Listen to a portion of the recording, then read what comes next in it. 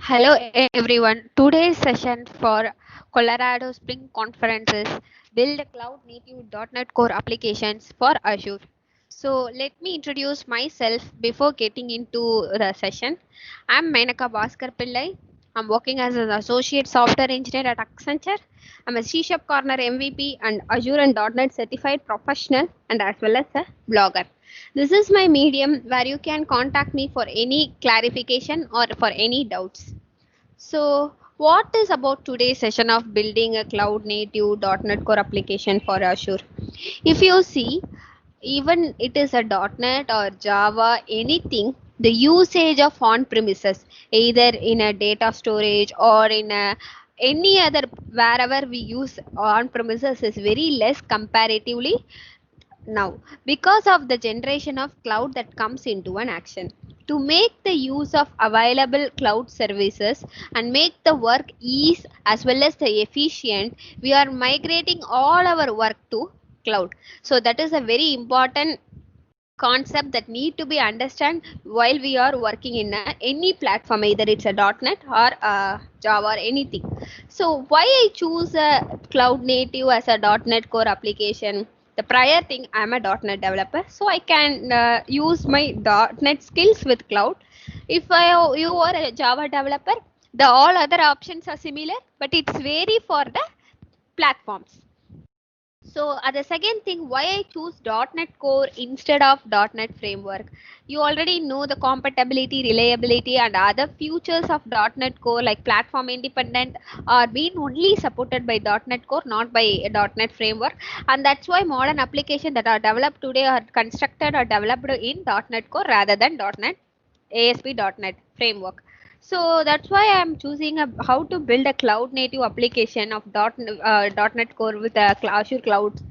So the main reason is today we are going to see the various cloud services that we can able to integrate in our .NET Core application for developing a cloud native application. We are going to see the major and important services along with some additional services that we can able to do as a AI engineer rather than having the machine learning knowledge. So what I'm going to do is today's agenda, I'm going to have certain set of Azure services that we can able to work with our .NET Core. The first one is Azure Cosmos DB and .NET Core API Gateway, Key Wallet, App Service, Kubernetes and .NET Core. If you see, each and every services have some basis. For example, Cosmos DB is related to storage and API gateway is related to that normal microservice API gateway where we can able to upstream and downstream. Key wallet is for the security purpose, app service for the publishing purpose, and Kubernetes for deploying the clusters or containerized application to your cluster purpose. So I choose the services based on storage, security, and publishing as well as the containerization. So there are a lot of services are available. You can able to choose the service according to your need, but in some cases if you want if you want only certain services to be used, you can use that certain services also, because in some cases certain services are used without having the knowledge of code, like application insights and Azure monitor where you can able to monitor and track your application in your cloud native application, as well as you have other application in futures where you can add easily without doing lot of stuff, like monitors, log analytics, those kind. But working on Cosmos DB or API gateway or key wallet, that need of some basic knowledge that need to be incorporated in your .NET Core development. As well as if you go with the Kubernetes, it is somewhat advanced concept, because it's a beginner level. We don't need a certain dependent knowledge to be incorporated in other service like app. Even I am a beginner, if I start working in a Azure cloud app service, it's easy because I can publish my app by a single click, or I can download the template. In many ways I can perform the app service in my application, publishing features in my application without any higher end knowledge. But if I go to Kubernetes, of publishing deploying my .NET Core microservice web application as a containerized application into Azure Kubernetes via Azure DevOps. I need some basic knowledge like DevOps concept, Helm concept, Kubernetes concept, kubectable concept, in progress controller concept, like a lot of concept along with that Docker concept. So I choose some of the services from very big beginner to the higher level, so that may be useful to every people starting from the beginner to the expert knowledge. The first and foremost topic is Cosmos DB and .NET Core. The main advantage is it's a turnkey global distribution, and it is always on. It is elastically scalable for the throughput and storage all over the world. It guaranteed the low latency at 99% worldwide. So there is no schema or index management. It is battle tested database service. This is one of the best use of Azure service in database is Azure Cosmos DB. Some other knowledge is it supports many API like Cassandra API there, SQL API there, table is there. Depending upon, suppose you are migrating your SQL DB to Azure. At the time, you need the SQL API. If you don't know anything background of the DB, but you want to do migration, you can obviously go with SQL. So based on the existing database and thing you want to migrate into your, based on your knowledge, you want to migrate to Azure, you can choose the service of API service that is available in Cosmos DB. The one of the most important advantage of this Cosmos DB is we can able to choose our API depends on our existing database in case if we are doing migration.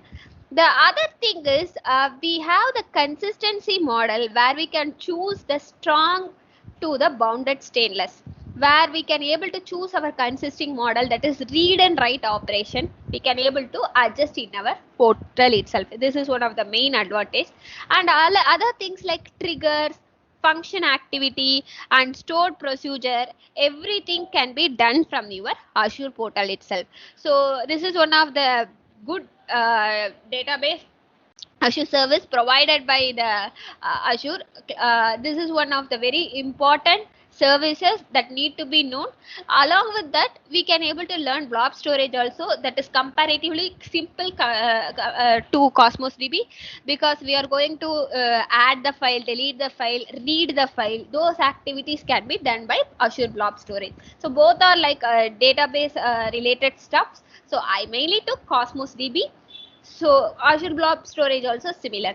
So other thing, if we already discussed the one end of Cosmos DB, the other end is cost effectiveness.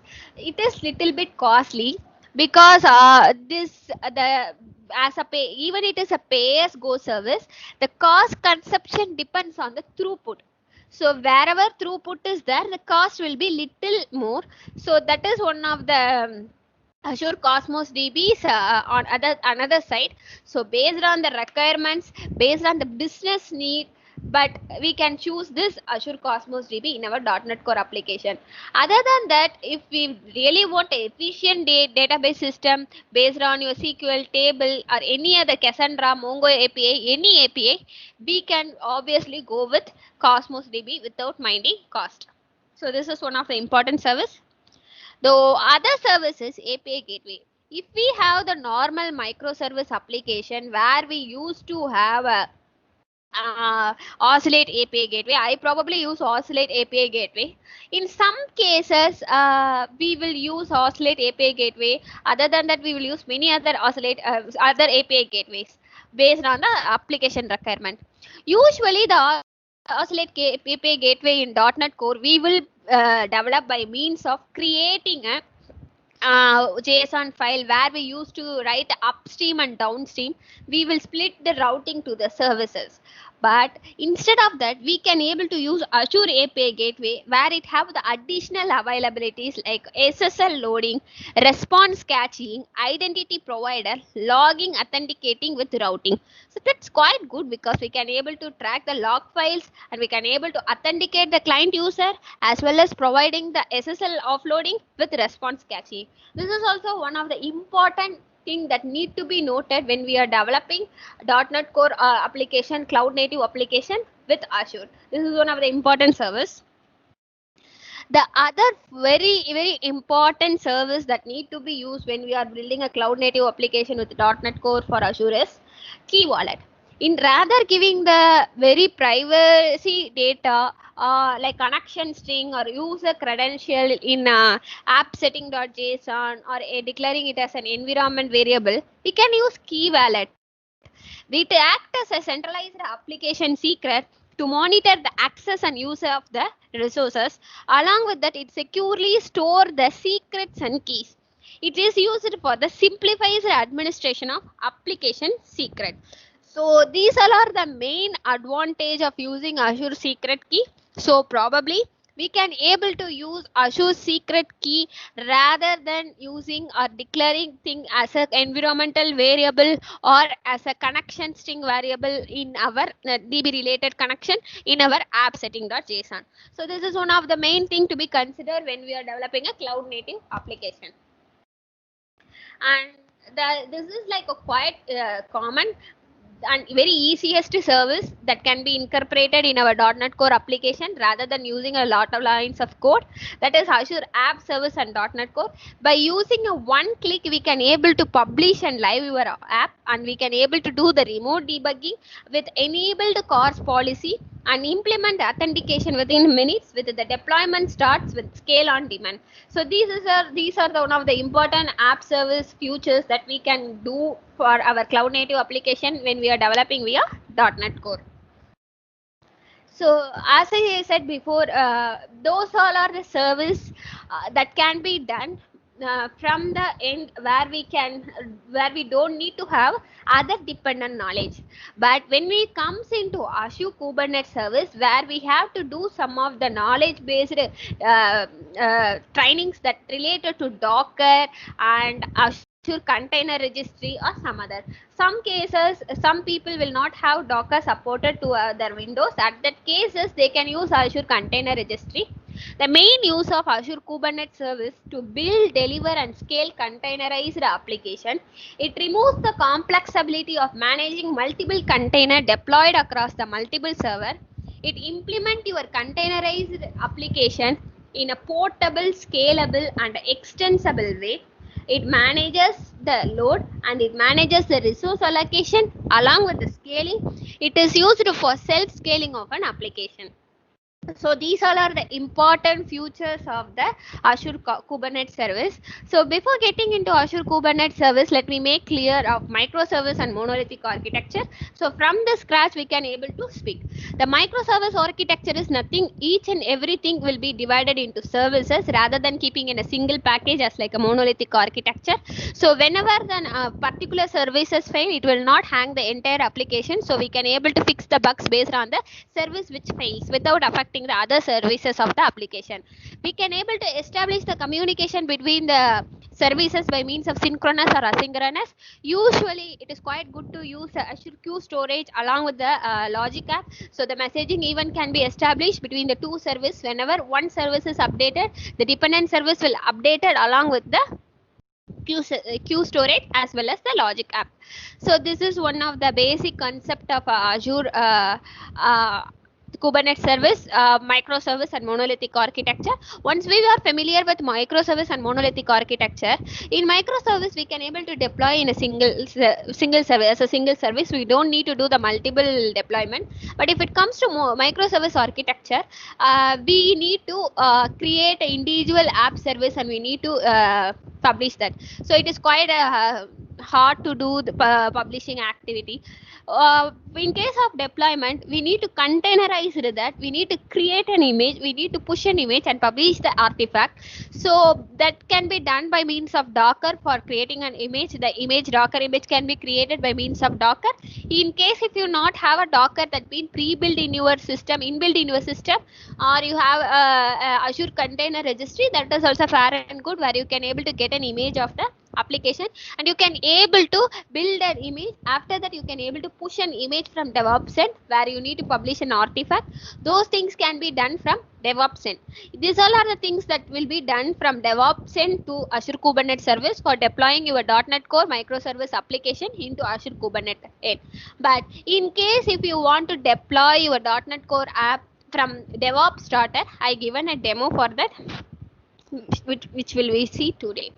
So go to your since the demo takes deployment takes a lot time of each and individual resource. I already recorded I built this service in my Azure portal, and I took a screenshot for understanding. So choose your DevOps starter from your Azure services.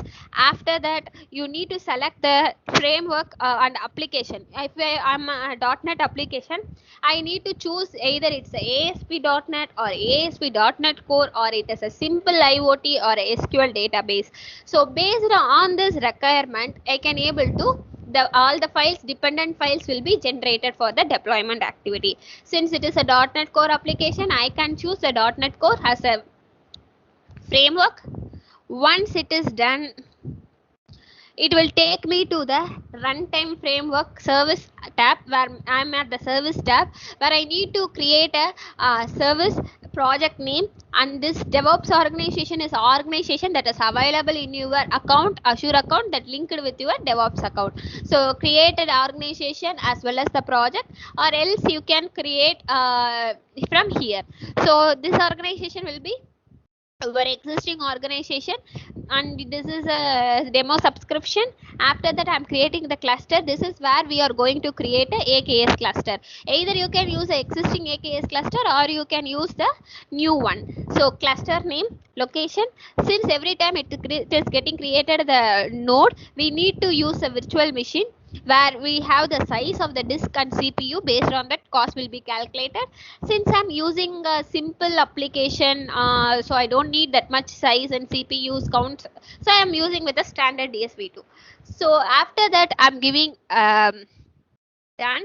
Once it is done, my demo application will be launched with the project homepage, repository, and build pipelines, where I have the code and build and development. My first build and release will be automated, so I can able to see something. Once it is done, I can able to view my updated index.cs HTML file. This is a new commit that is done by some of my team members. So once a new commit been done, I can able to view the new commit from other people also. If I have my organization where I have the people who have the access for that particular project, the new commit they done will be visible to me in my Azure DevOps Starter. So I can able to view that from here, and these pages will take directly to my DevOps organization. So this is my sample app. I will it will contain my sample app along with the external endpoint. This external endpoint will act as a URL. After clicking that, the entire application will be launched. This is a change that been done by the teammates, or even you can change or update any of your UI, and you can check. This will be auto. Your build and release will be auto triggered, so you don't need to create a pipeline will trigger. So everything will be started, and your application will relaunch your application, and the modification done by you or your team will be visible in your application in. So these all are the things, basic features or application or services that need to be known whenever we are creating a cloud native application with .NET Core. The features I established is very less. There are a lot of services available. With .NET Core, we can able to implement as a .NET developer lot of Azure services to build a cloud native application. Along with that, we will have something called AI also. Do you feel it's hard for people as a .NET developer to work in AI stuff? No, I will say no, because it is very easy to work on the AI stuff. Let me share my code. So this is a code that I use the AI services in .NET Core. This is Azure Cognitive Services. This is how it works is, usually the Face API client library will have very lesser code comparatively to that of the your REST API code. Why I choose this service in particular is AI is very important. Whenever you are building a cloud native application, imagine yourself creating an attendance application where you need to mark the attendance based on the facial recognition. Every face that been recording should be compared with the existing face of the same person in the database to make it is the face that been recorded correctly. So to match the faces, we need the existing database. I am using the blob storage for that, where I use the list of faces to compare. This is my input face. So how I am implementing the cloud solution here is I'm using the endpoint and key along with the recognition model. There are two recognition model. One is model 1, model 2. Model 2 gives you the features of ID alone. Model 1 is used for giving the minute features like gender, age, everything. Whenever your camera apps open, it will give. Now that is a model 2. So after that authenticating, I'm using the deducting. I'm going to deduct the number of faces in this blob storage, and along with I'm going to get the face ID. So here the comparison is done by means of face ID. So the face ID of the source image along with the target images are obtained. The image ID, face ID is of the input image will be compared with the face ID in the list of the image. Once the comparison is done, it will say either the detected face, either the input face that entered or given is matches with the list of the faces. So it will compare the first image with the first image in the storage, on second image and third image, and it will give the confident value. The value will be ranges from 0 to 1. Based on the value 0.9 or 0.8, it's at most is similar. If there is no values being compared, or it will returns the 0 value, then there is no similar faces. Then there are not a similar faces. It's from the two different faces. So you can able to mark an attendance or conduct whether survey whether the person who is entering the attendance is the actual person face who been existing in the database. So all the activities can be done from here. So it will give me the face confidence in the comparative phase. So Azure AI service, don't in this service I haven't used any of the machine learning skill. I'm readily used the available AI service from the Azure marketplace. So without having any prior knowledge of machine learning, we can able to implement Azure AI solution. That is we can able to create a cloud native application with the .NET Core easily with Azure. So this is all about today's session. I hope I covered all the maximum service in this meantime. So thank you all. It's really happy to deliver this session. For any queries, you can contact me via my mail or Twitter as well as my LinkedIn. Thank you all.